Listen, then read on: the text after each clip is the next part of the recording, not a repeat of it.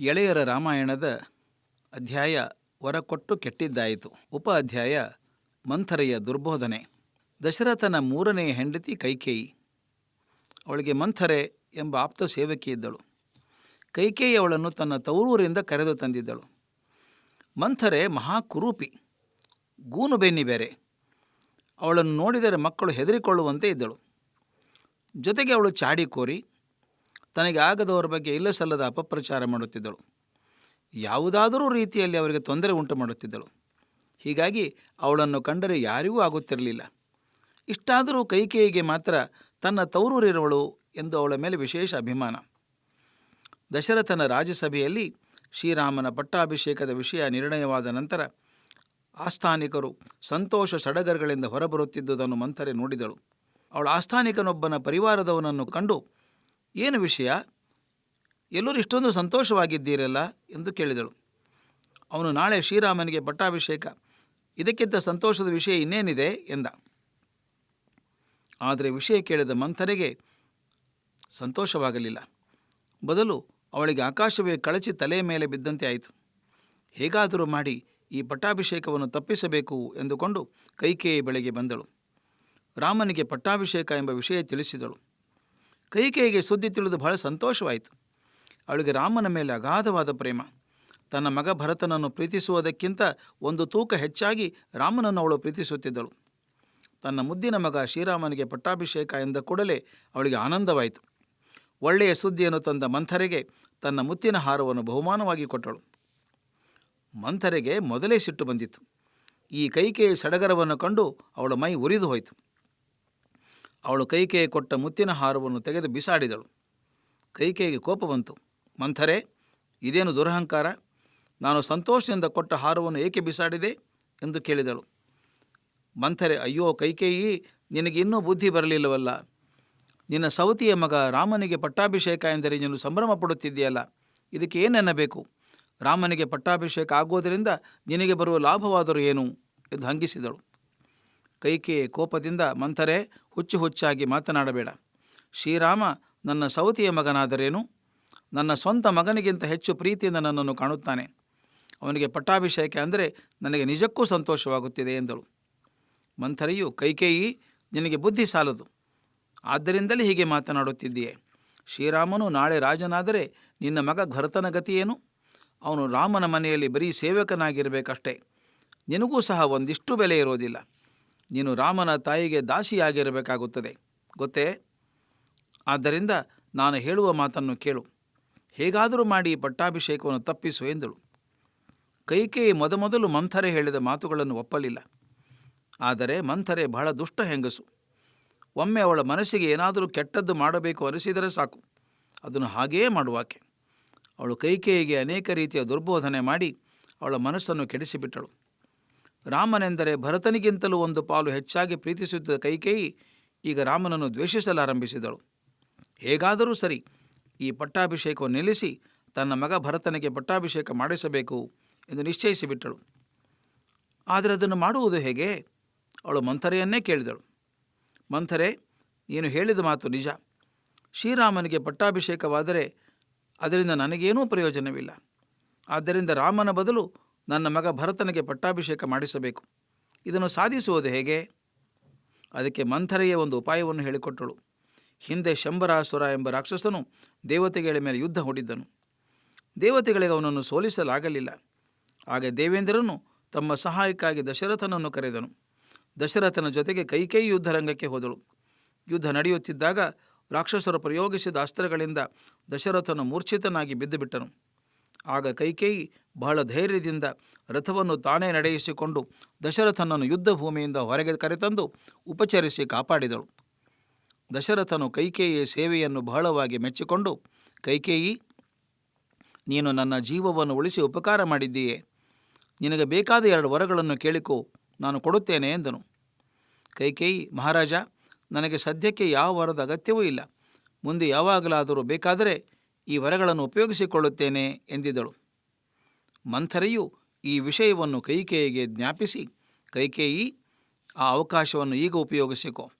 ನೀನು ದಶರಥನ ಬಳಿ ಆ 2 ವರಗಳನ್ನು ಕೇಳಿಕೊ. ಮೊದಲನೆಯದು, ಶ್ರೀರಾಮನು 14 ವರ್ಷ ವನವಾಸಕ್ಕೆ ಹೋಗಬೇಕು ಎಂದು.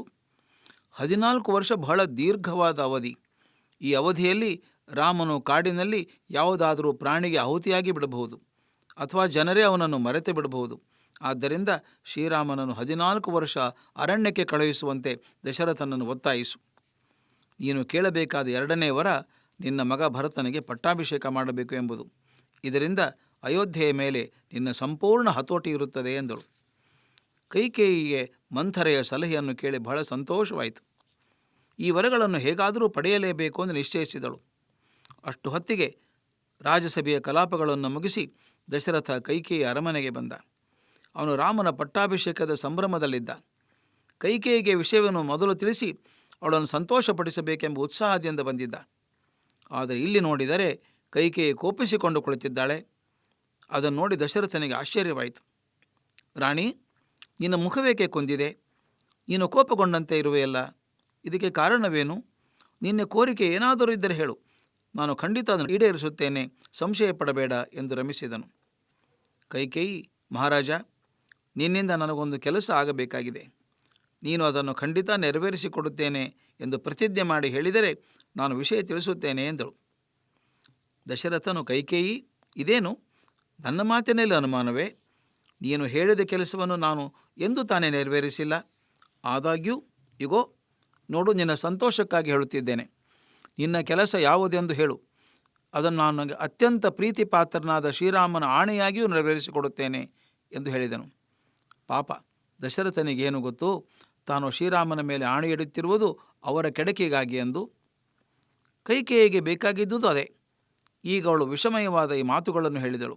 ಮಹಾರಾಜ, ನೀನು ರಾಮನ ಮೇಲೆ ಆಣೆ ಇಟ್ಟಿದ್ದೆಯೇ, ಆದ್ದರಿಂದ ಮಾತಿಗೆ ತಪ್ಪಬಾರದು. ಮಹಾರಾಜ, ಹಿಂದೆ ನೀನು ನನಗೆ 2 ವರಗಳನ್ನು ನೀಡಿದ್ದೆ. ಆಗ ನನಗೆ ಅವು ಅಗತ್ಯವಿರಲಿಲ್ಲ.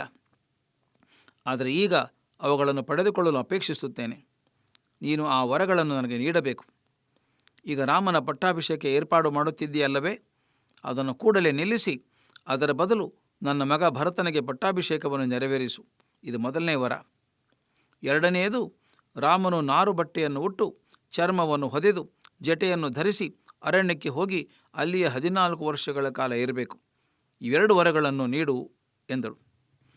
ಕೈಕೇಯಿ ಮಾತನ್ನು ಕೇಳಿ ದಶರಥನಿಗೆ ಮೈಮೇಲೆ ಕೆಂಡ ಸುರಿದಂತೆ ಆಯಿತು. ಇದು ಹಾಸ್ಯವೋ ನಿಜವೋ ಅವನಿಗೆ ತಿಳಿಯದೆ ಹಾಗೆ ಮೈಮರೆತು ಕುಳಿತುಬಿಟ್ಟ. ಆನಂತರ ಸ್ವಲ್ಪ ಸಾವರಿಸಿಕೊಂಡು, ಕೈಕೇಯಿ, ನೀ ತಮಾಷೆ ಮಾಡುತ್ತಿದ್ದೀಯಲ್ಲವೇ?